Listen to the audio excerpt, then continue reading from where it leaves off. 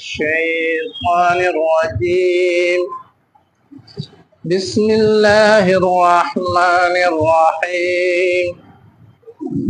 قال قد أجيبت دعوتكما فاستقيما ولا تتبعان سبيل الذين لا يعلمون. وجاوزنا ببني إسرائيل البحر فأتبعهم فرعون وجنوده بغيا وعدوا حتى إذا أدركه الغرق قال آمنت أنه لا إله إلا الذي آمنت به بنو إسرائيل وأنا من المسلمين. الآن وقد عصيت قبل وكنت من المفسدين. شروع اللہ کے نام سے جو انتہائی مہربان ہمیشہ رحم فرمانے والا ہے. کہا، کس نے کہا؟ اللہ تعالیٰ نے. اس لیے اس سے پہلے موسیٰ علیہ السلام نے فرعون اور اس کی قوم کے سلسلے میں بد دعا کی.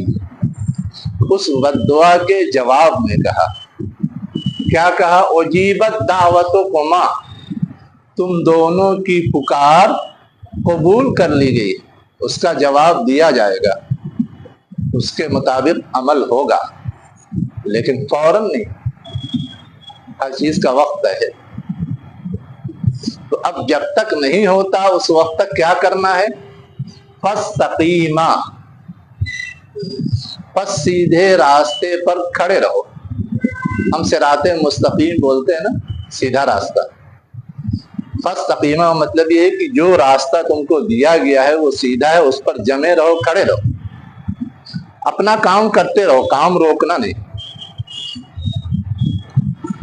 ایک ہدایت تو یہ دی گئی ولا تتبعان، اور دوسری ہدایت کیا دی گئی؟ اور تم ہرگز ہرگز پیروی نہ کرو ان لوگوں کے راستے کی جو علم نہیں رکھتے. اصل میں حالات جب سنگین ہوتے ہیں تو مجبوری کے نام پہ بہت ساری چیزیں جو نامعقول ہوتی ہیں وہ بھی اختیار کرنے پہ لوگ سوچنے لگتے ہیں.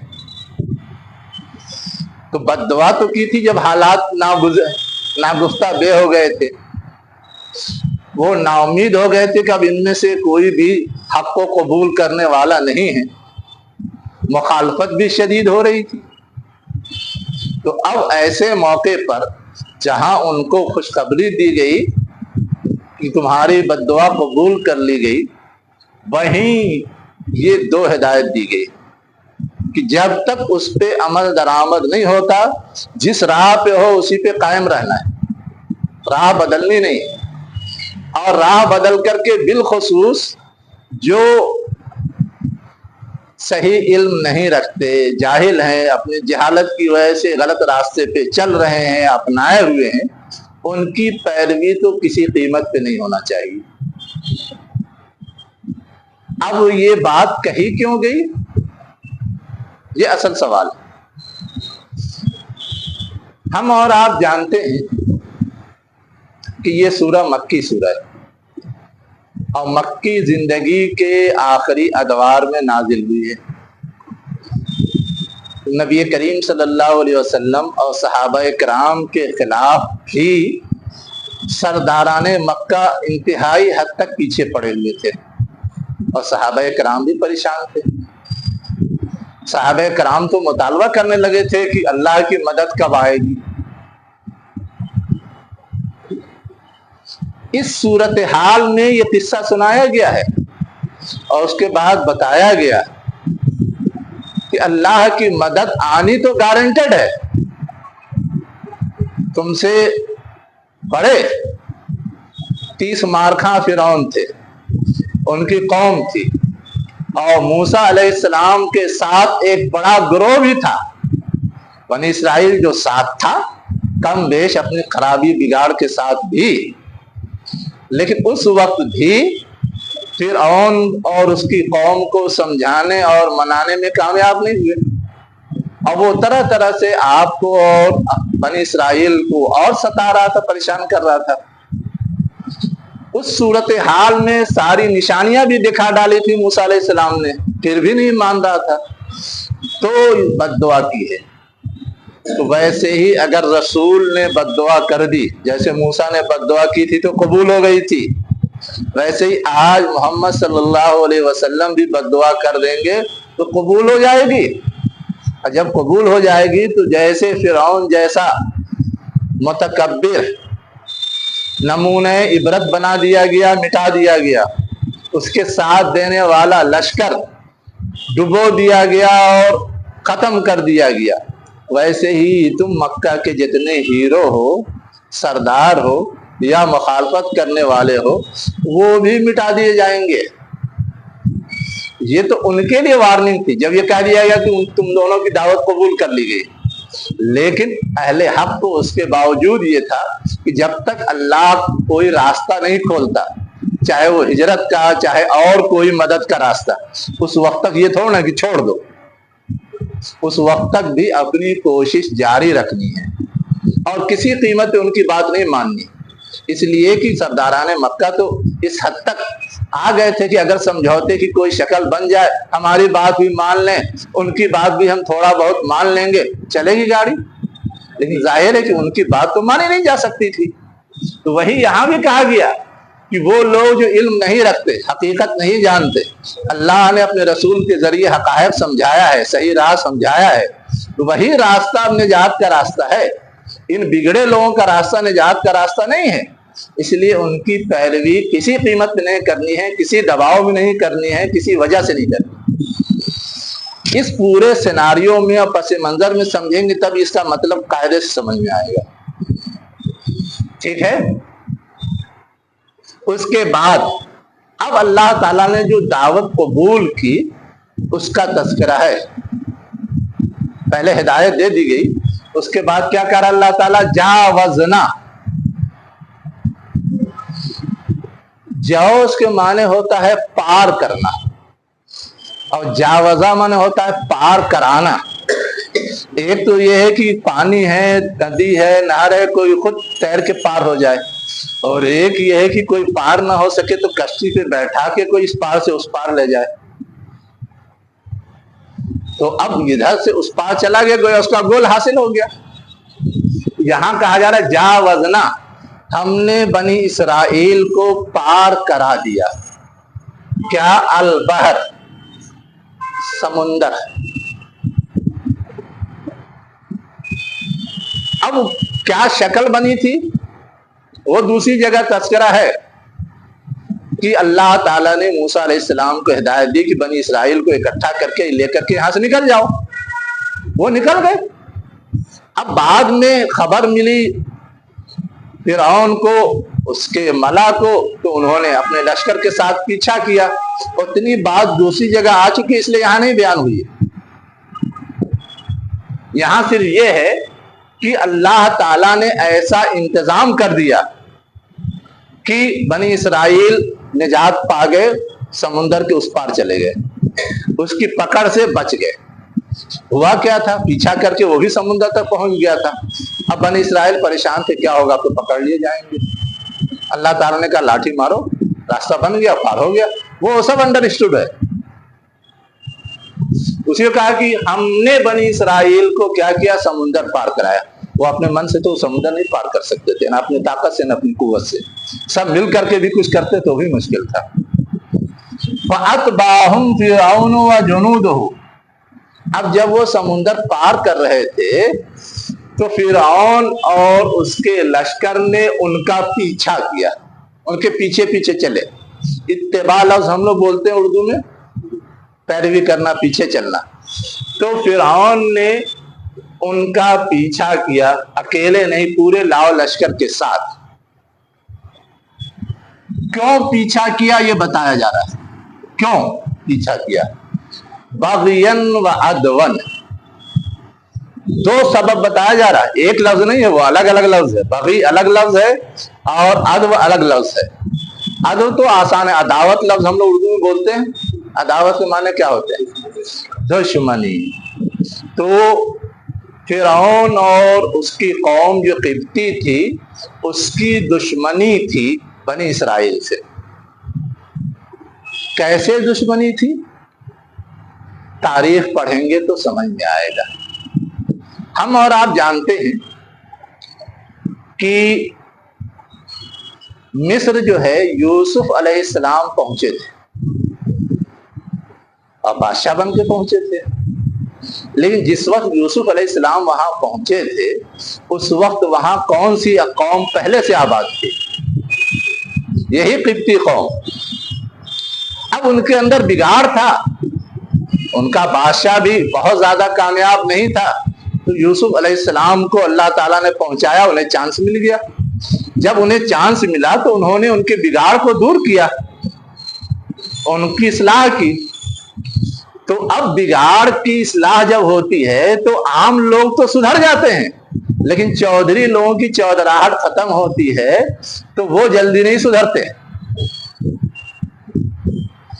बस दबाव में दब जाते हैं। तो यूसुफ अलैहिस्सलाम जब तक रहे, आपकी इस्लाह का जब तक असर रहा, उस वक्त तक यूसुफ अलैहिस्सलाम के पैरोकार हावी रहे और ये दबे रहे, लेकिन कोशिश जारी रही। अब एक वक्त आया कि किब्ती कौम फिर गालिब आ गई। फिरौन उसका हीरो, और एक ही फिरौन नहीं, कई फिरौन बारी बारी से गुजरे हैं। तो अब वो ये समझते थे कि यहाँ तो पहले हमारी हुकूमत थी, ये यूसुफ बाहर से आकर के यहाँ क्या हो गया है, छा गया है, इनको तो हक नहीं है। अब हक नहीं है तो इनको किसी तरह यहाँ से हटाना चाहिए, इक़्तिदार से पीछे करना चाहिए, बरतरफ करना चाहिए। ये थी दुश्मनी की असल वजह। समझ में आया? तो अब इसकी वजह से जब फिरौन और उसके हवारी मवारी को चांस मिला तो वो हावी हुए, और यूसुफ अलैहिस्सलाम की नस्ल से जो लोग थे बनी इसराइल, उनके अंदर खराबियां पैदा हुई तो वो मगलूब हो गए। अब मगलूब हो गए तो दबा दिए गए, और फिरौन और उसके मला उसको दबा दबा के काम लेते थे और उनका हक नहीं अदा करते थे। यही है ना तारीख। तो अदवन का मतलब है ये जो दुश्मनी उन्होंने अपनी चौधराहट के चक्कर में शुरू की, वही हाल हमारे यहाँ भी है। हम और आप बाहर के आए हुए हैं, हमें हक नहीं है। आकर के हुकूमत कर लिया, कुछ दिनों कर लिया, अब भागिए। हम तो कन्वर्टेड है, 100% सब कन्वर्टेड है, ये तो दावा नहीं कर सकते। कह सकते हैं अक्सरियत कन्वर्टेड है, इसलिए आने वाले तो बहुत कम तादाद में थे, लेकिन जिनसे हमने लिया था उनको तो दर्द है, और उसी दर्द के नाम पे सबको इकट्ठा करके फिर चौधरी बनना चाहते हैं। ही तो पूरी कोशिश है। जो बनना चाहते हैं वो भी तो बाहर से आए, वो उससे पहले आए, तो उससे पहले का अपना दावा रख करके वो चाह रहे हैं। लेकिन उससे पहले जो लोग थे, अब उनमें जो लोग सोचने समझने लगे हैं, जो यहाँ के शूद्र हैं, दलित हैं, निचली जात के लोग हैं, वो कहते हैं कि असल तो हम हैं, तुम भी नहीं हो, जाओ तुम भी बाहर। वो झगड़ा तो चल रहा है। तो वो नफ्सियात काम करती है। अब उसके बाद जो दूसरा लफ्ज आया है बग़यन। बग़ी माने होता है हद से आगे बढ़ना, हद से तजावुज करना। एक चीज ये है कि कोई भी चीज कोई अपनी अहलियत और सलाहियत की बुनियाद पर हासिल करे, और एक ये है कि अहलियत और सलाहियत नहीं है, जुल्म जबर के जरिए हासिल करे, नफरत के जरिए हासिल करे, डिवाइड एंड रूल के जरिए हासिल करे, आज की जबान में अगर कहें तो ये है बग़ी। बिगाड़, फसाद, हद से तजावुज करना। तो फिरौन और उसके लश्कर ने ये जो किया था, असलन वो ये भी समझते थे कि ये चले जाएंगे तो हमारी हुकूमत चलेगी किस पर, हमारी खिदमत करेगा कौन, करेगा कौन। यहाँ जो ब्राह्मण है उनको तो यही दर्द सताता रहता है ना कि मुसलमान तो कभी हमसे दब करके रहने वाले नहीं हैं, इसलिए इनको खत्म करना है, और दलित को हम दबा चुके हैं इसलिए फिर दबा सकते हैं, इसलिए उनको रहने देंगे, लेकिन इस शर्त पर कि वो हमारे खादिम बन के रहे जैसे पहले खादिम थे। ये है ज़हनियत, ये है लड़ाई की पूरी जड़। तो वो जुल्म ही है ना, वो ज्यादती। कहते हैं कि सबका राम है और राम की पूजा के लिए सब नहीं जा सकते। अक्सर मंदिर पे भी लोग कब्जा किया, वो इसीलिए वो भी वही 14/8 है, इसलिए कि वो सोर्स ऑफ इनकम है। हमारे यहाँ तो कोई भी चीज जमा होती है तो मुश्तरका मानी जाती है और सिफाए आम पे हर एक की जरूरत के लिहाज से खर्च की जाती है, चाहे वो ज़कात हो चाहे कोई चंदा हो। उनके यहाँ ये है कि जो भी चढ़ावा चढ़ेगा उनकी तारीख और उनका तरीका तो ये है कि वो सब पंडित के इख्तियार में वो जैसे चाहे इस्तेमाल करे, और वो दूसरों के लिए क्यों इस्तेमाल करेगा, वो तो सब अपने लिए करता। हाँ, तो वो तो वही बीमारी है ना। लेकिन हुआ ये कि इसकी जो बॉडी बनी वो गवर्नमेंट के जरिए बनी, और गवर्नमेंट नाम निहाद को जमहूरी है, उंगली उठाने का चांस ज्यादा है, वरना और मंदिर तो चल रहे थे और इससे ज्यादा मालियत उनके पास है, वहां भी लुटम पाट है, लेकिन वहां ज्यादा उंगली नहीं उठ सकती, इसलिए कि उसकी जिम्मेदारी जो है वो हुकूमत के सर नहीं है, जो रजिस्टर्ड इदारे उनके सर है। फर्क ये है, लेकिन सब 14/8 की लड़ाई। तो बग़यन का मतलब है हद से तजावुज करना, जबरो जुल्म करना। हाँ, जिद्दम जिद्दा। जबर और जुल्म मुसीबत होता है जब कोई हक से ऊपर उठ करके अपने आप को बड़ा बनने लगता है। अब उसके आगे अब ये बताया जा रहा है कि उसने पीछे तो लगा दिया फिरौन और उसके लश्कर को, उसके पीछे बनी इसराइल के पीछे, लेकिन बनी इसराइल तो पहले ही पार कर चुके थे। ये जैसे ही घुसे अदरकाहुल गर्क, सबसे पहले तो आगे आगे फिरौन था, उसको गर्क ने पकड़ लिया। इदराक माना होता है पकड़ लेना, गिरफ्त में लेना, यानी पानी ने उसको अपनी गिरफ्त में लिया, डुबो दिया।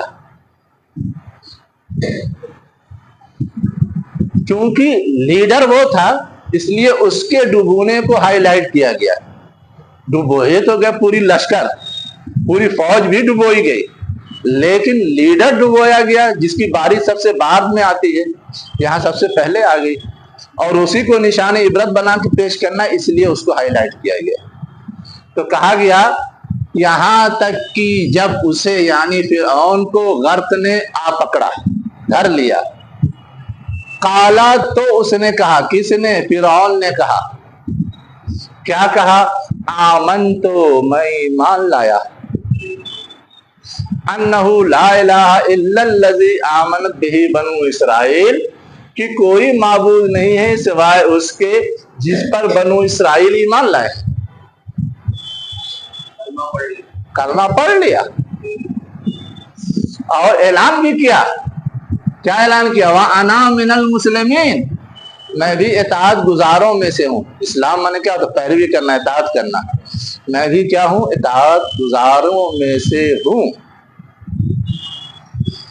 लेकिन उसका कलमा पढ़ना तस्लीम किया गया, उसका डिक्लेरेशन माना गया। यहीं से ये इस्तिदलाल किया जाता है कि आखिरी वक्त में तौबा कबूल नहीं होती। हाँ, उससे पहले दरवाजा खुला है, आप तौबा कर लीजिए, हर गलती माफ हो जाएगी। आप कलमा पढ़ लीजिए, आप मुसलमान काउंट होंगे, लेकिन मौत की कैफियत तारी हो गई।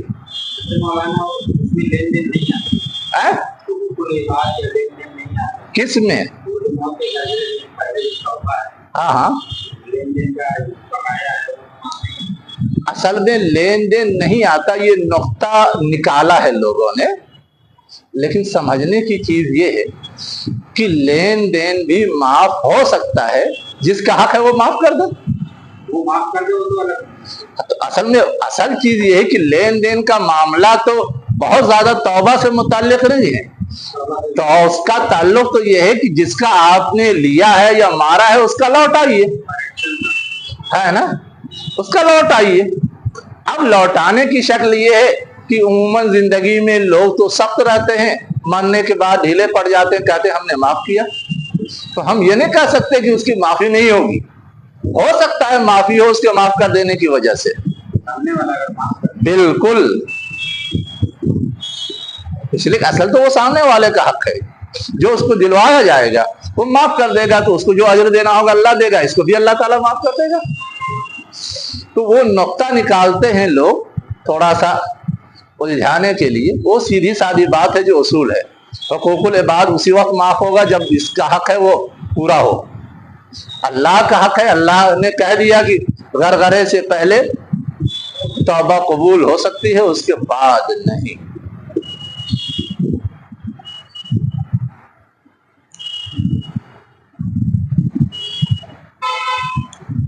ایک دوسری بات جو اس سے زیادہ اہم ہے سمجھنے کی، کہ دین کے معاملے میں یا کسی اور معاملے میں جبر کی کاؤنٹنگ نہیں ہوتی ہے، اختیار کی کاؤنٹنگ ہوتی ہے۔ مجبوراً اگر آپ نے کوئی کام کیا ہے تو وہ قابل تسلیم نہیں ہے۔ اب یہ مجبوراً ایمان کا اعلان کر رہا تھا نا، نہیں تسلیم کیا گیا، اس سے پہلے اختیار تھا اس کو، اگر اختیار اس نے کر لیا ہوتا تو تسلیم کیا جاتا۔ مولانا ایک جنگ میں جو اسامہ بن زید رضی اللہ عنہ نے قتل کر دیتے، وہ بھی کلمہ پڑھ لیتا ہے، ہاں اور اس کے بعد بھی یہ قتل کر دیتے ہیں، ٹھیک کر دیتے ہیں۔ وہاں پہ تو معاملہ تو دوسرا ہی ہے، جب اس نے کلمہ پڑھ لیا تھا تو انہوں نے مارا۔ ٹھیک ہے، سوال دونوں میں فرق ہے۔ کلمہ پڑھا، وہ کلمہ پڑھنا موت سے پہلے تھا یا موت کی حالت میں تھا؟ پھر حکم تو بدل جائے گا۔ یہاں کیا ہے، نزا کی کیفیت شروع ہو جائے، وہ ڈوبنے لگا، وہ تو نہیں ابھی کچھ اس پہ نہ کوئی تلوار پڑی تھی نہ کوئی زخم پڑا تھا، کچھ نہیں پڑا تھا۔ فرق سمجھیے۔ میں ایک اور دوسری چیز سمجھانا چاہتا تھا، جیسے قرآن ہی میں ہے کہ اگر کہیں تم پھنس جاؤ اضطراری حالت میں اور کلمہ کفر کہنا پڑے لیکن تمہارا دل ایمان پر مطمئن ہے تو تم کلمہ کفر کہہ سکتے ہو، اس پہ کوئی گرفت نہیں ہوگی۔ کیا چیز ہے، اضطرار اور مجبوری کی حالت میں وہ کلمہ کفر کہہ رہا ہے، وہ اختیاری نہیں کہہ رہا ہے، اپنے دل کے اطمینان سے نہیں کہہ رہا ہے، اس لیے وہ کلمہ کفر سامنے والا چاہے جو مطلب نکالے، اللہ کے ہاں اس کی کاؤنٹنگ نہیں، جو اس کے دل میں ہے، جو اس نے اختیاری طور پہ اپنایا تھا اسی کی کاؤنٹنگ۔ یہ اصل چیز سمجھنے کی ہے۔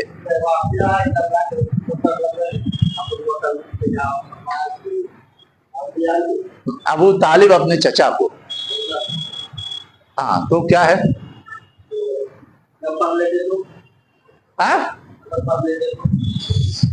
اگر پڑھ لیتے تو ایک جملہ آپ نے یاد کیا، دوسرا جملہ یاد نہیں کیا۔ اللہ کے رسول نے یہ تو نہیں کہا کہ اللہ تعالیٰ آپ کی توبہ قبول ہی کر لے گا۔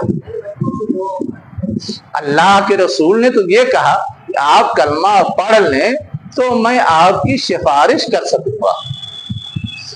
سفارش کی گنجائش پیدا ہو گئی کہ صاحب ایمان کے حق میں اللہ کے رسول سفارش کر سکتے ہیں، 19-20 کمی خرابی پائی جاتی ہے تو، ورنہ ایک حد تک ان کا سپورٹ تو اہل ایمان کے ساتھ رہا تھا نا، حضور کے ساتھ رہا تھا، تو سفارش کے لیے اتنی گنجائش موجود تھی، لیکن بیس موجود ہونی چاہیے، اور بیس ہے ایمان۔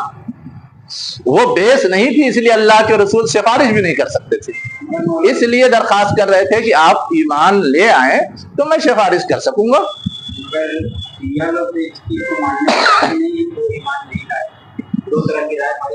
شیعہ لوگ ماننے کو تیار نہیں ہیں، یہ میں جانتا ہوں، لیکن شیعہ لوگوں کے پاس جو بات اس کے پروف اور ثبوت کے طور پر ہے وہ کتنی ثابت اور وزندار ہے، اصل یہ دیکھا جائے گا نا۔ ایک بات سنی حضرات کہتے ہیں کہ وہ ایمان نہیں لائے، ایک بات شیعہ حضرات کہتے ہیں کہ وہ ایمان لائے، تو یہ اپنی دلیل دیتے ہیں، وہ اپنی دلیل دیتے ہیں، دونوں کا تقابل ہوگا نا، کمپریزن ہوگا، موازنہ ہوگا، کس کی بات زیادہ صحیح راستے سے آئی ہے اور کس کی بات کمزور راستے سے آئی ہے۔ جب آپ یہ چیک کریں گے تو شیعہ حضرات جو دلیل پیش کرتے ہیں وہ کمزور راستے سے ہے، اس لیے اس کو بہت زیادہ قبول نہیں کیا جاتا۔ اب آپ کہیں گے یہ تو آپ سننی ہے اس لیے بول رہے ہیں، لیکن میں آپ کے علم کے لیے عرض کروں کہ شیعہ میں بھی بہت سارے شیعہ اس بات کو تسلیم نہیں کرتے، شیعوں کا صرف ایک گروہ ہے جو اس بات کا قائل ہے، ٹھیک ہے۔ اب اس کے بعد جب فرعون نے یہ ڈکلیئر کیا تو کیا بات سامنے آئی؟ آل آنا، اب وقت عصیت قبلو، اس سے پہلے تم نے نافرمانی کی تھی۔ معصیت لفظ ہم لوگ بولتے ہیں نافرمانی کرنے، گناہ کرنے کے لیے، اسی سے بنا ہو یہ لفظ عصیتو، عاصی بولتے ہیں گنہگار کو، عاصی، خاطی، گنہگار۔ تو وقت عصیت قبلو، اس سے پہلے تم نے کیا کیا تھا؟ نافرمانی کی تھی۔ وَكُنْتَ مِنَ الْمُفْسِدِينَ، اور صرف یہ نہیں کہ خود نافرمانی کی تھی بلکہ فساد پھیلانے والوں میں سے تھے، یعنی تمہارے غلط کاموں کا اثر دوسروں تک پھیلا تھا۔ فساد میں ہوتا کیا ہے؟ بگاڑ کی شکل یہ بنتی ہے کہ اس سے دوسرے لوگ بھی متاثر ہوتے ہیں۔ تو کہنے کا مطلب یہ ہے کہ تمہارا جرم صرف اپنی حد تک نہیں ہے، تمہارا جرم تو بہت سنگین ہے، دوسرے بھی متاثر ہوئے ہیں، تم مفسدین میں سے تھے، فساد پھیلانے والوں میں سے تھے، اس لیے تمہاری یہ بات قابل تسلیم نہیں ہے۔ اب آگے ایک بات اور کہی گئی جو اس سے زیادہ سنگین ہے۔ کیا کہا گیا؟ فَالْيَوْمَ، بس آج، ٹوڈے، نُنَجِّيكَ،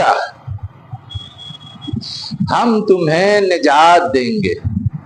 اب نجات دینا تو بہت اچھا لگتا ہے، لیکن اگلا جملہ بھی ہے بے بدن کا، تمہارے بدن کے ساتھ۔ تو اب بدن کے ساتھ نجات دینے کا مطلب کیا ہے؟ کہ سمندر میں جو ڈوب رہے ہو تو سمندر میں ڈوبے ہوئے نہیں رہو گے، تمہارے بدن کو سمندر سے باہر نکالیں گے۔ نجات کا مطلب کیا تھا؟ کسی مصیبت میں کوئی پھنسا ہے اس سے اس کو باہر نکال دیا جائے۔ تو یہ وہ نہیں ہے کہ جہنم سے نجات مل جائے گی، سزا سے نجات مل جائے گی، بلکہ پانی کے اندر جو ڈوبے ہوئے ہو، غرق ہو، اس سے تمہارے جسم کو ہم نجات دیں گے، تم کو نجات دیں گے تمہارے جسم کے ساتھ، تم کو وہاں سے باہر نکالیں گے۔ اب ظاہر ہے کہ وہ زندہ تو تھا نہیں، یہ تو اس کی لاش، اس لیے یہ کہنا پڑا کہ تم کو نجات دیں گے تمہارے بدن کے ساتھ، مطلب تمہاری لاش کو وہاں سے باہر لائیں گے۔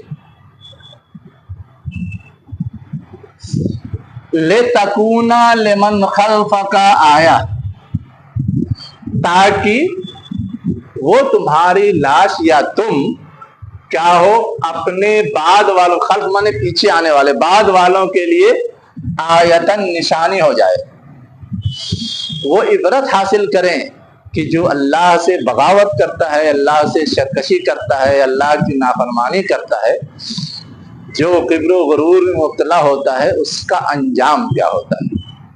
دیکھ لیں لوگ کہ اتنا پاورفل بادشاہ ہونے کے باوجود کس طرح مرا اور کس طرح نشان عبرت بن گیا، تصور سے باہر۔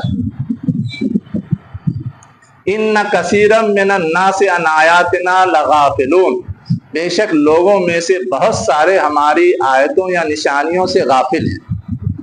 مطلب کیا ہے کہ یہ جو نشانی بنائیں گے اس لیے کہ جس طرح وہ غافل تھا، ہماری نشانیوں کی طرف دھیان نہیں دیتا تھا، ویسے ہی اور بہت سارے ہیں جو ہماری نشانیوں کی طرف دھیان نہیں دیتے، تو ان کو چوکنا کرنے کے لیے، ان کو بیدار کرنے کے لیے، ان کو جگانے کے لیے۔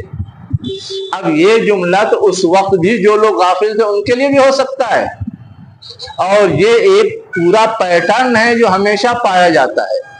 تو اہل مکہ میں جو کفر و شرک میں مبتلا تھے ان کے لیے بھی ہو سکتا ہے کہ یہ سب بھی اللہ کے رسول ہماری آیات ان کے سامنے پیش کرتے ہیں، وہ اسے ریجیکٹ کرتے ہیں، مانتے نہیں، اسے جھٹلاتے ہیں، گویا وہ اس سے غافل ہیں۔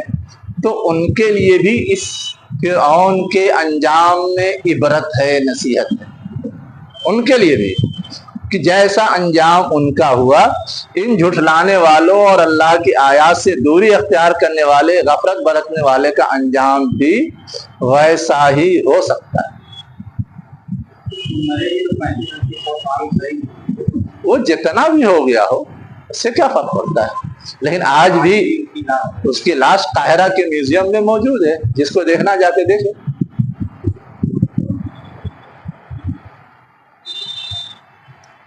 تو یہ تو ہوا فرعون کا انجام، جو بتایا گیا سرداران مکہ کو کہ اس آئینے میں تم اپنے بارے میں سوچ کر کے فیصلہ کر سکتے ہو۔ اب اس کے بعد جو بنی اسرائیل کو اللہ تعالیٰ نے پار کرایا تھا، ان کا آگے کا کیا ہوا؟ یہاں تو صرف پار کرانے کا تذکرہ ہے، تو اگلی آیات میں وہ بتایا جا رہا ہے۔ اگلی آیات میں کیا بتایا جا رہا ہے؟ وہ بتایا جا رہا ہے۔ لیکن جو چیز بتائی جا رہی ہے وہ فوراً نہیں ہوئی تھی۔ پار کر کے وہ وادی سینا میں تھے، وہاں موسیٰ علیہ السلام کے ذریعے ان تک یہ بات پہنچائی گئی کہ یہیں بغل میں وہ دیکھ رہے ہو شام کا علاقہ ہے، بڑا سرسبز و شاداب، ہرا بھرا، سبزی اور پھول سے بھرپور، اس پہ چڑھائی کرو، اللہ تعالیٰ تم کو غلبہ دے گا، ٹھاٹ سے زندگی گزارنا۔ لیکن وہ اتنے کاہل اور سست ہو گئے تھے، کہا ہم تو نہیں لڑ سکتے، جاؤ تم اور تمہارا خدا لڑے۔ تو ان کو تو بھٹکایا اللہ تعالیٰ نے 40 سال تک، نئی نسل تھوڑا سا جفاکش پیدا ہوئی، انہوں نے حملہ کیا اور پھر وہ شام پہ غالب آئے، پھر ان کی شان و شوکت کے ساتھ حکومت قائم ہوئی شام اور فلسطین کے علاقے میں۔ آگے اسی کا تذکرہ ہے کہ جو ماننے والے تھے ان کو اللہ تعالیٰ نے ایک اچھے انجام تک پہنچایا، لیکن جو ماننے والے تھے ان کے اندر کچھ کھوٹ تھا، کچھ کمی تھی، کچھ خرابی تھی، اس کو دھویا گیا، اس کی اصلاح کی گئی، اور اس میں جو ٹائم لگے۔ تو ویسے ہی جو اہل ایمان ہیں، اصحاب رسول ہیں، ان کو بھی اللہ بہترین انجام تک پہنچائے گا، لیکن ان میں بھی کچھ کمی بیشی بحیثیت انسان جو ہے اس کی اصلاح کر کے وہاں تک پہنچائے گا۔ تو یہ گویا ان کو ایک طرح سے راہ سجھائی گئی اور بشارت دی گئی، وہی ہے وَلَقَدْ بَوَّأْنَا بَنِي إِسْرَائِيلَ مُبَوَّعَ صِدْقٍ۔ بوا من ہوتا ہے فراہم کرنا، مہیا کرنا، اور ہم نے بنی اسرائیل کو ایک سچی جگہ مہیا کی۔ سچی جگہ مطلب یہ کہ اچھی راس آنے والی، پسند آنے والی۔ وَرَزَقْنَاهُمْ مِنَ الطَّيِّبَاتِ، اور ہم نے ان کو روزی دی پاکیزہ چیزوں میں سے۔ جب تک وادی سینا میں رہے من و سلوہ ملتا رہا، اور جب شام پہ غالب آ گئے تو وہ سبزی پھل فروٹ کا بہت اچھا علاقہ ہے، وہ ملتا رہا۔ جس کی ڈیمانڈ کر رہے تھے، کاکڑی چاہیے، پیاز چاہیے، اور پتہ نہیں کیا کیا چاہیے، تو وہ سب مل گیا ان کو۔ وَرَزَقْنَاهُمْ مِنَ الطَّيِّبَاتِ، تو ہم نے ان کو روزی دی پاکیزہ چیزوں میں سے۔ اب جب اللہ تعالیٰ نے ان کو یہ نواز دیا تو رہے ٹھاٹ سے، لیکن جب ٹھاٹ آتا ہے تو مستی بھی سوچتی ہے۔ تو آگے یہ بھی بتایا گیا کہ اللہ تعالیٰ نے ان کو نوازا, ٹھاٹھ آ گیا, لیکن مستی سوجی تو آپسی میں جھگڑا کرنے لگے. یہ سنایا اس لیے جا رہا ہے کہ اللہ تعالیٰ اصحاب رسول کو بھی کیا کرے گا, نوازے گا, انہیں بھی خوب آشائش اور خوب روزی اور خوب خوشحالی نصیب ہوگی, لیکن یہ اسی وقت تک رہے گی جب تک یہ اسے سنبھال کر کے لے کے چلیں گے. اگر آپس کے جھگڑے میں پڑے تو دھیرے دھیرے وہ کمزور ہو کر کے پھر دوسرے اس سے چھین لیں گے. آگے جو بات فَمَخْتَلَفُوا, بس ان میں اختلاف نہیں ہوا, حتیٰ یہاں تک کہ ان کے پاس علم آ گیا. جب خوشحالی ہے, وسائل ہیں, اور اس سے پہلے اللہ تعالیٰ نے ان کو نبی کے ذریعے کتاب دے ہی دی تھی, تو یہ سب کے جانکار وہ تھے. تو ایسا نہیں کہ جہالت کی وجہ سے گمراہ ہوئے, علم آنے کے بعد بھی گمراہ ہوئے. علم آنے کے بعد گمراہی کا سبب کیا بنتا ہے, علم کا پندار, اور علم کو چاہو منصب اور دولت حاصل کرنے کے لیے استعمال کرنے لگتے ہیں. علم اس لیے ہے کہ وہ دنیا میں صحیح راہ پہ زندگی گزاریں, ہدایت کے لیے. قرآن کا علم ہم کو ہدایت کے لیے دیا گیا ہے, رسول ہماری ہدایت کے لیے آئے. اس علم سے اگر ہم ہدایت حاصل کریں یا لوگوں کو ہدایت پہنچائیں, یہ تو اس کا صحیح استعمال ہے. لیکن اس سے دولت کمانے لگے, اپنے بڑائی کا اظہار کرنے لگے, اپنے آپ کو 30 مارکاں سمجھنے لگے, باقی لوگوں کو جاہل, لوجٹ اور پتہ نہیں بد تہذیب قرار دینے لگے, تو یہ تو مسئلہ بگڑ جاتا ہے. ہمیشہ پیدا ہوتی ہے, آج بھی ہے. اسی کہا گیا یہاں ان میں اختلاف نہیں پیدا ہوا یہاں تک کہ ان کے پاس علم آ گیا. علم رہتے اختلاف پیدا ہوا, جہالت کی وجہ سے نہیں. جہالت کی وجہ سے اختلاف ہو تب تو علم ہو جائے تو پھر اصلاح ہو سکتی ہے, لیکن علم ہونے کے بعد ضدم ضدہ اور تعصب اور اصرار کی بنیاد پہ اختلاف ہو, جو ہم مسلکی اور جماعتی جھگڑوں میں دیکھتے ہیں, اس کی اصلاح بڑی مشکل ہے. اس کی اصلاح کے لیے کبھی ڈنڈا بھی ضروری ہو جاتا ہے. تو اب یہاں اللہ تعالیٰ یہ کہہ رہا ہے کہ یہ خرابی ان کے اندر پیدا ہوئی, اسی لیے بنی اسرائیل میں مختلف فرقے اور مختلف طرح کی تحریفات اور مختلف طرح کے بگاڑ کا سراغ ملتا ہے, جو آج بنی اسرائیل موجود ہے. یعنی حضور کے زمانے میں جو موجود تھے, آج بھی جو موجود ہیں. تھے, لیکن قبیلہ تو شروع میں بنا تھا اس لیے کہ کام کو انتظامی لحاظ سے تقسیم کیا جائے, لیکن بعد میں انہوں نے اس کو اپنی ایک علیحدہ آئیڈینٹی اور شناخت کا ذریعہ بنا کر کے اپنے آپ کو سپیریئر بنانے لگے. جیسے آج تعویل کرتے ہیں نا, ذات پات کا نظام کام کی تقسیم ہے, لیکن بگاڑ کہاں سے ہے, جب برہمن اپنے آپ کو سپر سمجھتے, سب کو لوور سمجھتے. اگر صرف کام کی تقسیم تک معاملہ رہے تو اس میں تو 19-20 چلتا رہتا, ادلا بدلی بھی ہو سکتی ہے. جو اہل ہے, جو صلاحیت والا ہے, جو محنت کرنے والا ہے, وہ آگے بڑھ جائے گا, جو پھسڈی وہ پیچھے ہو جائے گا. لیکن جب صرف خاندان اور نسب کی بنیاد پر ہوگا تو وہاں تو ایسا نہیں ہوتا, بگاڑ وہاں سے آتا ہے. بالکل یہودیوں کے ہاں تو یہ ہے کہ کوئی یہودی ہو ہی نہیں سکتا چاہے ان کا کلمہ پڑھ لے.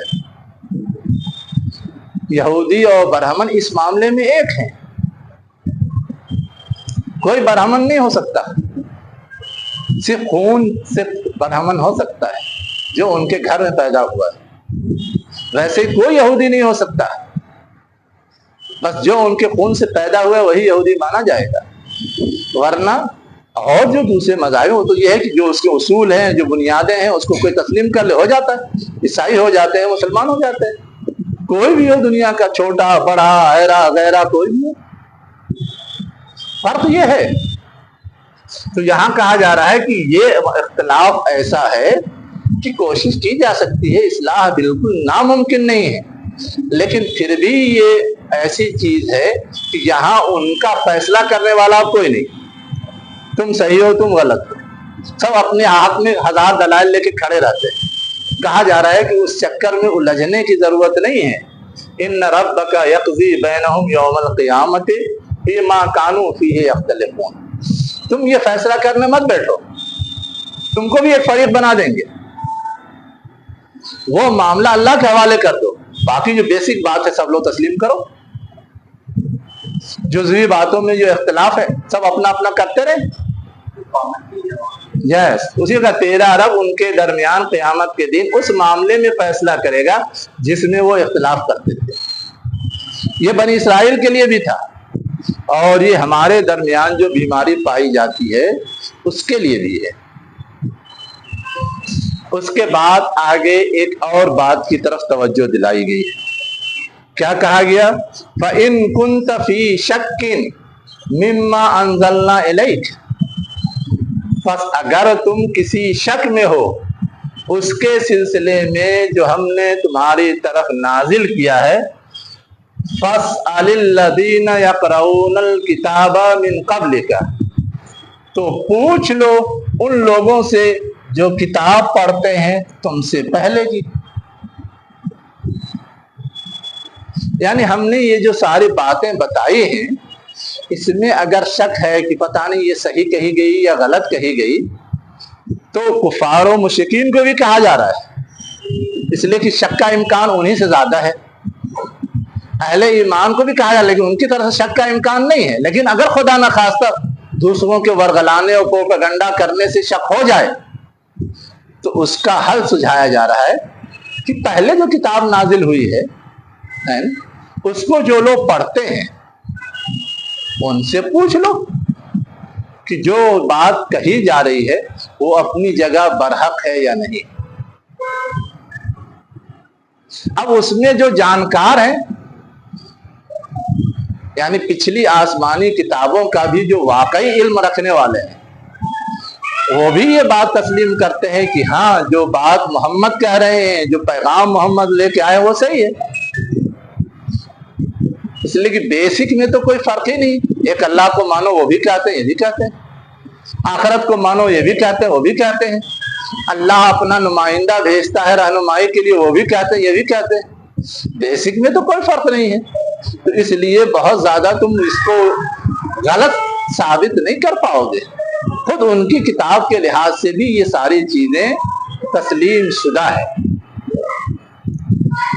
لَقَدْ جَاءَكَ الْحَقُّ مِنْ رَبِّكَ، بنی اسرائیل کے چودھریوں نے پچھلی کتابوں میں کچھ تحریف اور تبدیلی کر دی تھی، اس کی اصلاح کے لیے اللہ نے اپنا آخری نبی بھیجا اور کتاب بھیج دی ہے، اسی کو کہا جا لَقَدْ جَاءَكَ الْحَقُّ مِنْ رَبِّكَ، جو صحیح بات ہے، حق بات ہے، وہ تیرے رب کی طرف سے آ چکی ہے۔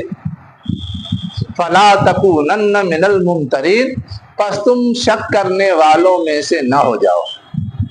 جو مخاطب تھے ان کو بھی کہا جا رہا ہے، اور پروپیگنڈے سے متاثر ہو کر کے اگر اہل ایمان کبھی گھبرانے لگے ان کو بھی کہا جا رہا ہے۔ ہمارے یہاں بھی پروپیگنڈا مشینری کام کرتی ہے تو کنفیوز ہوتے ہیں لوگ، نا گھبراتے ہیں، پریشان ہوتے ہیں، تو کہا جا رہا ہے کہ تمہارے پاس تو ایک نسخہ موجود ہے جس سے ٹیلی کر کے، جس سے ملا کر کے صحیح غلط کی تمیز مشکل نہیں ہے، آسان ہے، وہ کر کے دیکھ لو۔ اس کے بعد ہدایت دی گئی وَلَا تَكُونَنَّ مِنَ الَّذِينَ كَذَّبُوا بِآيَاتِ اللَّهِ فَتَكُونَ مِنَ الْخَاسِرِينَ، پس تم نہ ہو جاؤ ان لوگوں میں سے جنہوں نے اللہ کی آیات کو جھٹلایا۔ ماضی کا حوالہ جو دیا گیا اسی حوالے سے کہا جا رہا ہے فَتَكُونَ مِنَ الْخَاسِرِينَ، پس تم گھاٹے میں پڑنے والوں میں سے ہو جاؤ۔ یعنی پچھلے لوگوں نے جو روش، جو طریقہ اپنایا تھا ویسا مت کرو، ورنہ جیسے وہ گھاٹے میں مبتلا ہوئے تم بھی گھاٹے میں مبتلا ہو جاؤ گے۔ تو یہ گویا اس پوری رودات سے جو نتیجہ نکلتا ہے اس کی طرف اشارہ ہے۔ اب اس کے بعد ایک اور خاص بات بتائی جا رہی ہے، ان الذین حقت علیہم کلمۃ ربک لا یؤمنون، بے شک وہ لوگ جن پر تیرے رب کا کلمہ حقت ثابت ہو چکا ہے، صحیح قرار پا چکا ہے، لا یؤمنون، وہ ایمان نہیں لائیں گے۔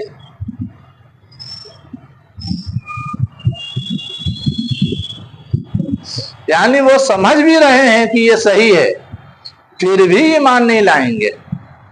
क्यों? इसलिए कि उनके ईमान न लाने की वजह जो है वो ये नहीं है कि वो गलत समझ रहे हैं, उनके ईमान लाने की वजह असल ये है, न लाने की वजह ये है कि उनकी कुर्सी डोल रही है, उनकी चौधराहट खतरे में पड़ रही है। फिरौन के साथ भी यही था। पीछे हम लोगों ने पढ़ा है कि जब मूसा अलैहिस्सलाम हारून अलैहिस्सलाम ने दावत पेश की तो कहा तुम जमीन में बड़े बनना चाहते हो, हमारे लोगों को यहाँ से निकाल बाहर करना चाहते हो। ये सब कुर्सी डोलने के इशारे थे। वैसे ही अबू जहल के बारे में तो इन रिकॉर्ड मौजूद है। उससे किसी ने पूछा इतनी तुम मोहम्मद की मुखालफत करते हो, बताओ उसकी बात सच्ची है कि झूठी? इसका मोहम्मद सच्चा है, बात उसकी सच्ची है, लेकिन उसकी बात मान लें तो वो बड़ा बन जाएगा, और अभी तो बड़े हम हैं, सारे लोग हमारी बात मानते हैं। जब वो बात हम मान लेंगे तो सब लोग उसके मानने वाले हो जाएंगे। ये था चौधराहट का झगड़ा। ये तो इन रिकॉर्ड है अबू जहल के हवाले से, जो कुफार और मुशरिकीन का सरदार था। कौन समझते थे सब? उन्हीं के बारे में ये भी तो है कि छुप छुप के जाके खाना काबा के इगलाफ में के पर्दे में कुरान सुना करते थे। कितने लीडरान उनके, और बास को तौफीक मिली तो उधर से टूट के इधर आए भी, कोई जल्दी आया कोई देर से आया।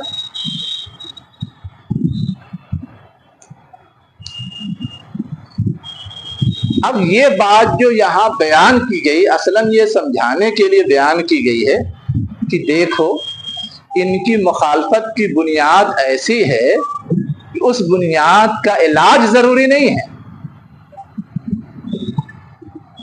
इसलिए कि वो बुनियाद ऐसी टेढ़ी है कि उस टेढ़ का इलाज या तो उन पर कोई आफत आए तभी हो सकता है। अब जब चारों तरफ से सारी कोशिश करके हार गए और फतेह मक्का के बाद उनके लिए कोई गुंजाइश बाकी नहीं रही तो सबके सब ईमान ले आए।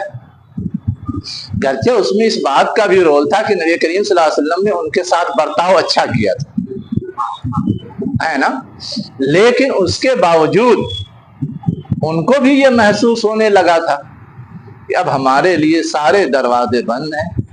एक आव जिनको महसूस हुआ कि नहीं दरवाजा खुला है, भाग के इधर उधर गए, कुछ उसमें से भी लौट के आए। इकरमा का है और भी बहुत सारे किस्से हैं। बहरहाल अब आगे ये कहा जा रहा है कि इनकी ये जो जिद और हठधर्मी है या उनका ये जो चौधराहट का मसला है, उस मसले का अमली सबूत क्या है या अमली मुजाहिरा क्या होता है। वलो जातहुम कुल्लु आयतिन, अगर उनके पास हर निशानी आ जाए, हर आयत आ जाए, जैसे फिरौन के पास बार बार अल्लाह ताला ने तंबीही अजाब भेजा, वो सब निशानी ही थी ना, कुरान ने आयात कहा है उसको, है ना। हर बार वो वादा करता था कि ये अजाब टल जाए तो हम ईमान ले आएंगे, और हर बार वो मुकर जाता था। क्यों मुकर जाता था? इसलिए कि उसको तो असल में अपनी कुर्सी अजीज थी। तो वही कहा जा रहा है वलो जातहुम कुल्लु आयतिन, अगर उनके पास हर निशानी आ जाए, उनको तंबीह करने के लिए, उनको समझाने के लिए, हत्ता याउल अज़ाबुल अलीम, यहां तक कि दर्दनाक अजाब भी देख लें, फिर भी मानने वाले नहीं, फिर भी मानने वाले नहीं हैं। माना कब?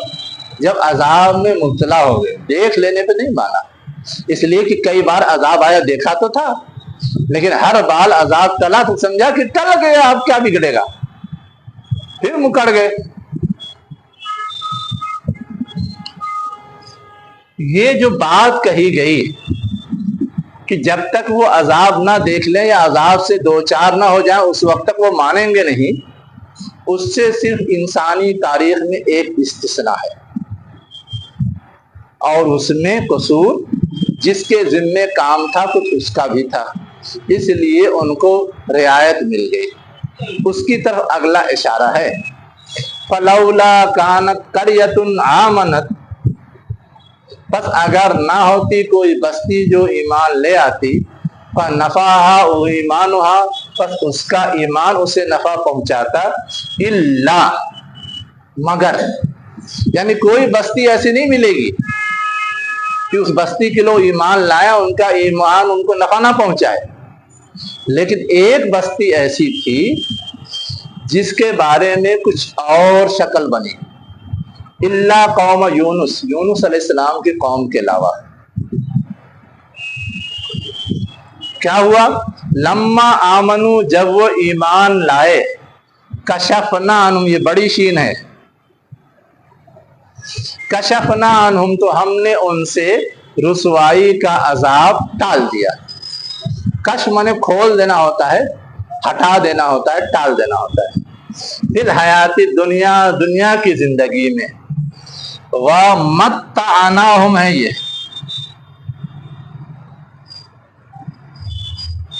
वह मत्तानाहुम इलाहीन, और हमने उनको दुनिया की जिंदगी में एक वक्त तक क्या किया?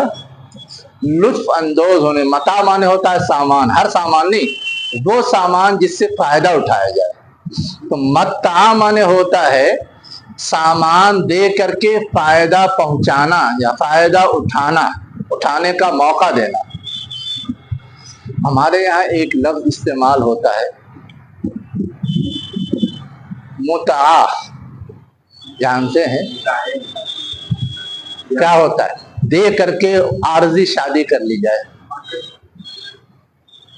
जो दिया है उससे वो फायदा उठाए और हम अलग फायदा उठाए, वो निकाह मुता कहलाता है। या कोई तलाक दे तो ये कहा गया रुखसत करो, तो उस वक्त कुछ दे दिला के रुखसत करो, वहां भी यही लफ्ज आया मता। तो अब आप कुछ भी उठा के दे दीजिए, टूटी फूटी क्या कहते हैं चारपाई, तो वो थोड़ा माना जाएगा। ऐसा दें जिससे फायदा उठाया जा सके, ये मतलब है रुखसत करते वक्त। तो यहाँ कहा जा रहा है मत आना हूं, हमने उनको दुनिया की जिंदगी में कुछ चीजों से फायदा उठाने का मौका दिया। इलाहीन, एक वक्त तक, हीन माने वक्त होता है, नकरा है तो एक वक्त तक, यानी मुतय्यना वक्त तक। ये नहीं कि पूरी जिंदगी वो फायदा उठाते रहेंगे, दुनिया जन्नत नहीं है, जन्नत हमेशा की है। जब तक वो सुधरे रहे तब तक वो फायदा उठाएंगे, और जहां बिगड़े फिर उनसे वो नफा और वो फायदा, वो चीज छीन ली जाएगी। ये किस्सा भी क्यों सुनाया गया कि देखो मोहम्मद जो काम कर रहे हैं वो भी अपने आखिरी मराहिल में है। तुमको अगर निजात चाहिए तो अजाब के नुज़ूल से पहले सुधर जाओ, अजाब के नुज़ूल के बाद सुधरने का चांस नहीं होगा। असहाबे रसूल को यह समझाया गया कि तुमको तो चांस मिलेगा, अल्लाह ताला निजात देगा, जैसे कौम यूनुस को निजात दे दी थी, इनकी मुसीबत से भी, इनके दबाव से भी, इनके ईज़ा रसानी से भी। लेकिन आइंदा उसी वक्त तक तुमको सहूलत हासिल रहेगी, दुनिया से या आराम से या सुकून से फायदा उठाने का, जब तक तुम सीधे रास्ते पे चलते रहोगे। ये नहीं कि अब रहती दुनिया तक के लिए तुमको गारंटी है, दुनिया दारुल इम्तिहान है, एक वक्त तक ही। हाँ, सीधे चलोगे तो जब तक चलो तब तक कोई मसला नहीं, टेढ़े हुए तो फिर पकड़ लिए जाओगे। और वो हमें देख नजर आता है, सहाबा कराम की पहली दूसरी पीढ़ी तो ठीक ठाक चलती रही, उसके बाद जैसे ही बिगड़े फिर वही सारी खराबियां पैदा हो गई। यूनुस अलैहिस्सलाम की कौम के साथ भी यही हुआ, उस वक्त तो वो बचा लिए गए और चलता रहा मामला, लेकिन बाद में फिर बिगड़े तो फिर वही बनी इस्राइल का हिस्सा बन करके और क्या कहते हैं उन्हीं की तरह उनके साथ बर्ताव होने लगा। ये है पूरा सियाक जो इन आयात में ज़ेरे बहस आया है। तो अब अगर इसको पॉइंट वाइज लिखना हो कि हमने इस 10 आयतों को पढ़ने के बाद क्या क्या समझा, कुछ बता सकते हैं? 1 2 3 4 5 सिर्फ 5 बताना है।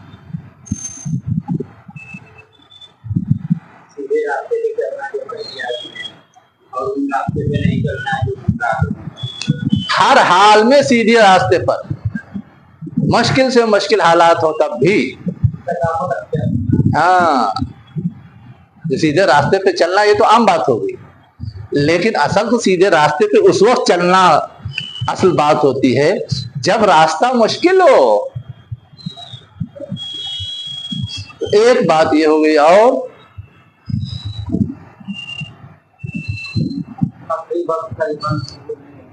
आखिरी वक्त का ईमान कबूल नहीं होता, इसलिए पहले ही सुधरने की कोशिश करनी चाहिए। दूसरी बात, और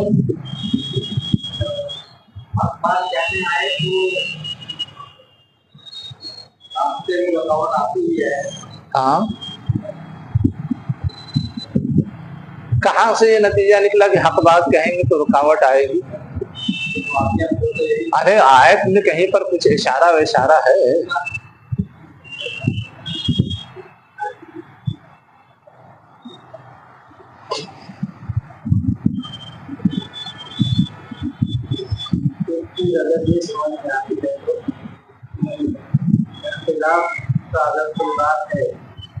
वैसे तो अगर दूसरे लोगों का इख्तिलाफ के बारे में उसका फैसला अल्लाह ताला जो उसका फैसला यहाँ नहीं हो सकता, उसका फैसला अल्लाह के यहाँ हो जाएगा, है ना। हमको दुनिया में फैसला करने के लिए भेजा ही नहीं गया है। अगर कहीं इख्तिलाफ है तो हम फहमाइश करेंगे, समझाएंगे, राह रास्त की तरफ रहनुमाई करेंगे। मान गए तो मान गए, नहीं माने तो जबरदस्ती मनवाना तो रसूल की भी जिम्मेदारी नहीं थी, हमारी भी जिम्मेदारी नहीं है। लेकिन वाकई वो सही थे या गलत थे, एक दिन ऐसा आने वाला है जब वो क्लियर हो जाएगा। ये तीसरी बात समझ में आती है। अल्लाह के रास्ते में अगर काम कर रहे हैं, हाँ हाँ, तो भले से अपने को रास्ता दिखे नहीं सामने, हाँ, कुछ नहीं है, लेकिन अल्लाह रास्ता बनाएगा और अपने को पार कराएगा। अगर हम अल्लाह पे ईमान और तवक्कुल के साथ अल्लाह की दी हुई हिदायत को फॉलो करें तो चाहे परेशानियां आए, मुश्किलात आए और ये समझ में आए कि हमारे लिए तो सिर्फ मुश्किलात हैं, कोई आसानी नहीं है, लेकिन अल्लाह ताला का नज़्म ये है, निज़ाम ये है कि वो आसानी पैदा कर देता है। इन्ना माल उसरे युसरा, हर परेशानी के बाद आसानी है, तय है। कोई परेशानी पूरी जिंदगी और हमेशा के लिए नहीं होती।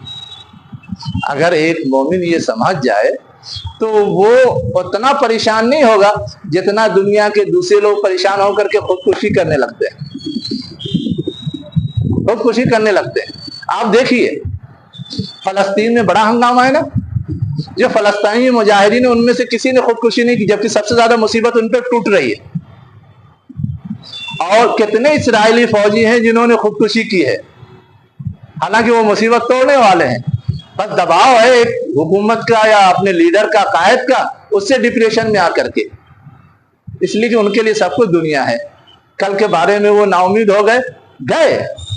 हमारे यहाँ नौजवान खुदकुशी कर रहे हैं, आगे का इसको थोड़ा सा अंधेरा हो गया तो सिर्फ एक रिजल्ट खराब हुआ, वो गलती है, हम उसको ये नहीं कर रहे सही है, लेकिन उससे इतना मुतासिर होना कि जान जैसी कीमती चीज गंवा देना, एक दो नहीं 22 जो इस साल का रिकॉर्ड है, सिर्फ उस रिजल्ट के सिलसिले में, नीट के, और दूसरे रिजल्ट के सिलसिले में तो अलग है। किसान कितनी खुदकुशी करते हैं, औरतें कितनी खुदकुशी करती हैं, और आपको जान करके ये ताज्जुब होगा कि दुनिया में जो मुल्क जितना ज्यादा खुशहाल है उतनी ज्यादा खुदकुशी होती है। दुनिया में सबसे ज्यादा खुदकुशी के केस रूस में 20%, जनूबी कोरिया जो उनकी आबादी है उसमें से 20% किसी न किसी वजह से खुदकुशी के जरिए अपनी जान गंवाते हैं। और नीट की दवा भी लोग हाँ, और सबसे कम कहाँ है? फलस्तीन का तो मैंने बताया, उसके बाद है उर्दून और सऊदी अरब 2%। ہمارا ملک جس میں ہم لوگ رہتے ہیں نا اس کا ہے 12%. یہ گورنمنٹ کا ریکارڈ ہے، میرا نہیں. اور ہمارے بغل میں ایک ملک ہے بنگلہ دیش، وہاں ہے صرف 4%. کیوں یہ فرق ہے؟ حالانکہ وہاں غربت زیادہ ہے، پریشانی زیادہ ہے، اور یہاں تو پھر بھی مختلف اسباب سے کچھ نہ کچھ گاڑی کھینچ رہی ہے، چاہے قرضہ لے کر ہی چل رہا ہو لیکن کھینچ رہی ہے. یہاں ہے 12%، وہاں 4%، 3 گنے کا فرق. تو لوگ کہتے ہیں کہ غربت کی وجہ سے لوگ خودکشی کرتے ہیں، ان کو زیادہ کرنا چاہیے تھا نا. یہ میں نے صرف سمجھنے کے لیے ایک اشارہ دے دیا جب ذکر آ گیا ہے تب.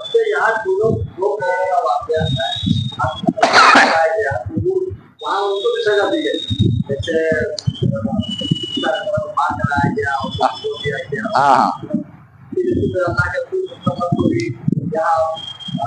یہاں سے ہجرت کرایا گیا، صحابہ کرام بھی ہجرت کر کے گیا، ٹھیک کیا. ہاں تو اللہ تعالیٰ کیسے پار لگائے گا یہ پہلے سے معلوم تھا کیا اللہ کے رسول کو یا موسیٰ علیہ السلام کو؟ وہ میں سمجھ گیا. ہم صرف یہ مان سکتے ہیں کہ اللہ تعالیٰ راستہ کھولے گا، لیکن راستہ کھلے گا کیسے یہ پہلے سے ڈکلیئر کرنا ضروری نہیں. نہ موسیٰ علیہ السلام کے لیے ڈکلیئر تھا، نہ اللہ کے رسول کے لیے ڈکلیئر تھا. ہاں جی جی بولیے. تو بتایا نا، فاستقیما ولا تتبعان سبیل الذین لا یعلمون. استقامت، اور جو لوگ ہم پہ دباؤ ڈال کے اپنی تہذیب اور اپنی سوچ، اپنا نظریہ ہمارے اوپر تھوپنا چاہتے ہیں، اس کی کسی قیمت پہ پیروی نہ کرنا. یس تو ہے، یہاں علاج موجود ہے. تو ابھی 4 ہی چیز آئی.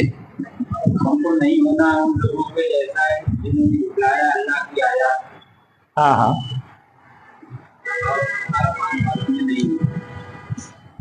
یعنی یہ ہدایت دی گئی کہ انہوں نے نشانیاں دیکھ دیکھ کر کے بھی نہیں مانا اور گھاٹے میں رہے. تو ہمارے سامنے بھی نشانیاں دیکھ دیکھ کر کے نہ ماننے کا رویہ سامنے نہیں آنا چاہیے، لیکن یہ اصلاً سرداران مکہ کے لیے تھا.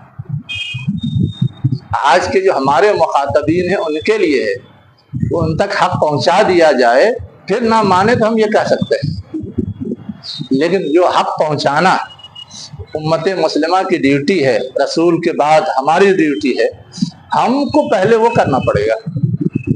اس کے بعد ہم کہہ سکتے ہیں لا تکونن. ایک اور چیز ہے کہ یہ ہر قوم کے اندر ہوتا ہے کہ جب ان کے اندر فراوانی آ جاتی ہے بگاڑ اس کے ساتھ آتا ہے. بالکل یس یہ ہر قوم کا چلا، ہر قوم کا چلا آ رہا ہے. بالکل صحیح کہہ رہے ہیں. تو کیوں یہ چیز آپ بھول جاتے ہیں کہ دنیا دارالامتحان ہے، تو امتحان میں جب تک امتحان نہیں ہوگا مانا کیسے جائے گا کہ آپ نے صحیح کیا کہ غلط کیا؟ سب لوگ صحیح ہو جائیں. اگر سب لوگ صحیح ہو جائیں گے یا سب لوگ غلط ہی ہو جائیں گے تو امتحان تو ختم.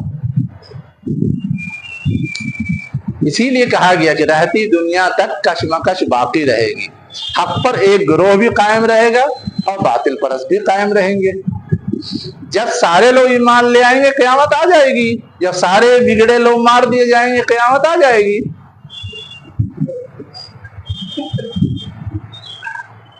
جی ہاں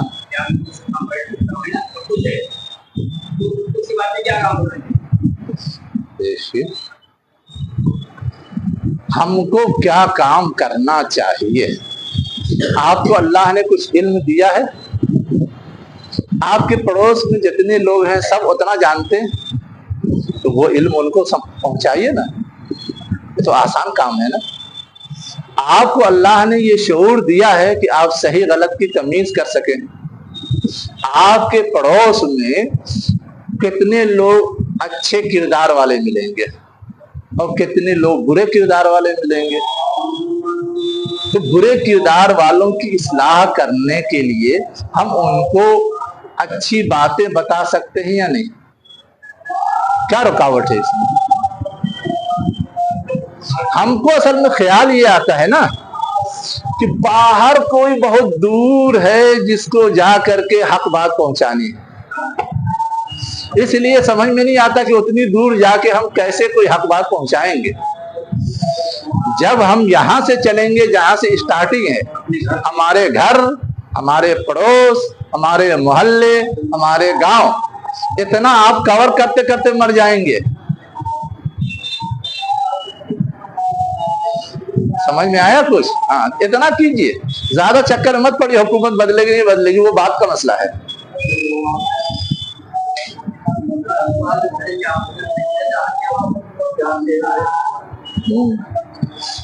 سمجھ میں آیا کچھ؟ ہاں، بس آسان راستہ ہے. نہیں کچھ تو بس آپ قرآن پڑھ کے سنا ہی دیجئے.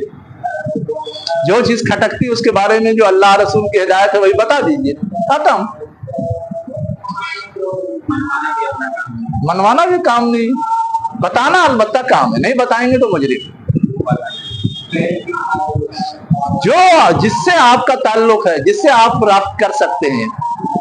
آپ یہاں رہتے ہیں، آپ کو یہ نہیں کہا جائے گا جاؤ امریکہ والوں کو پہنچا کے آؤ. پہلے یہاں اللہ کے رسول نے پہلے مکے میں، پھر اگل بغل کے قبائل میں، پھر عرب میں، پھر عرب سے باہر، دھیرے دھیرے پوری دنیا پہنچ گیا. اللہ کے رسول تو کہیں نہیں گئے تھے پہنچانے. لیکن اسلام تو آفاقی ہے، اللہ کی تعلیم بھی آفاقی ہے. صحابہ کرام کے ذریعے، تابع تابعین کے ذریعے، تابعین کے ذریعے پوری دنیا میں پہنچا. وہ اپنی فطری رفتار سے جائے گا. آپ جہاں ہیں وہاں آپ کی ذمہ داری ہے. چلیے، وآخر دعوانا الحمدللہ رب العالمین. کیا کر دیں؟ ہاں ہاں جی بولیے. ہاں ہاں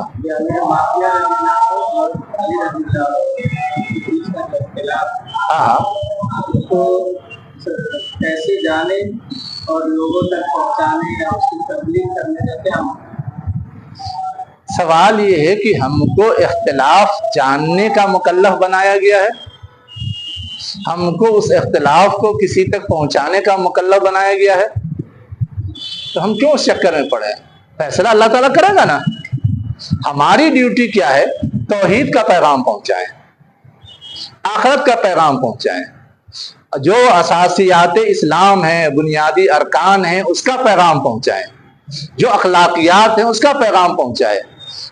معاویہ اور علی رضی اللہ عنہ میں جھگڑا ہوا، وہ پیغام پہنچانے کی ذمہ داری تو کہیں نہیں دی گئی.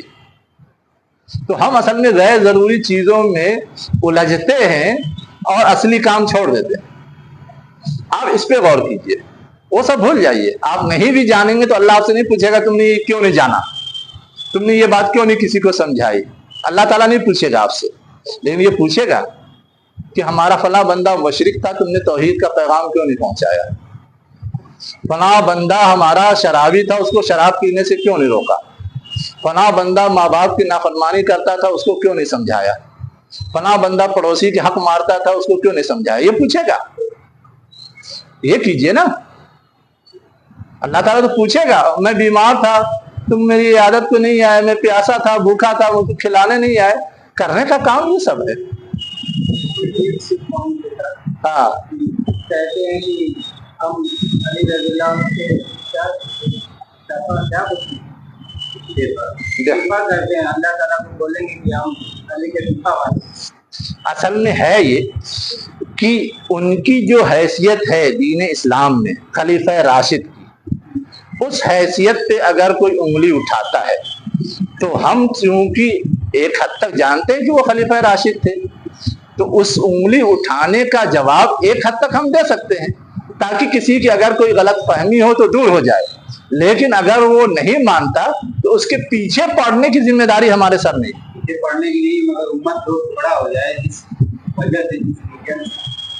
ہاں، اگر دوسرے کو جوڑنا رہے تو اختلاف کو بتانا پڑے گا. اختلاف بتانا پڑے گا، जब जरूरत हो तब अल्लाह के रसूल के मुखालिफ मुनाफिकीन भी थे या नहीं, उम्मत के अंदर थे, उम्मत का हिस्सा माने जाते थे। अल्लाह के रसूल जानते थे कि ये मुनाफिक है, लेकिन कभी कहा, किसी को बताया? जो एक लीडर टाइप था, वो उसका मामला चूंकि जग जाहिर था इसलिए सब जानते थे, वरना सिर्फ एक सहाबी को बताया था कि कौन कौन मुनाफिक है। उनके पीछे पड़े रहते थे, उनके खिलाफ हंगामा करते थे। समझाने बुझाने का जहां तक काम है, उनको दबा के रखने का जहां तक काम है वो करते थे। वो क्या करेंगे हम, लेकिन उसके आगे मनवाने का काम तो नहीं किया कि जबरदस्ती वो मान ही जाए, उसका ज़हन ही तब्दील हो जाए। ये ठीका नहीं है। नहीं, असल में होता क्या है, हम ये सोचते हैं कि हम समझा रहे हैं, उसकी समझ में नहीं आ रहा है, तो अब क्या करें। वो क्या करें कि वो भूल जाइए। आप जितना आप जानते हैं उतना बता दीजिए, समझ में आ गया अच्छी बात है। बहुत सारे शिया कन्वर्ट होते रहते हैं, सुन्नी बनते रहते हैं, नहीं समझ में आया कोई मसला नहीं, अल्लाह ताला उनसे अपना निपटेगा। उनको भी तो अल्लाह ताला ने अक्ल शऊर दिया है, उनके सामने हमारी किताबें मौजूद हैं, इल्म मौजूद है।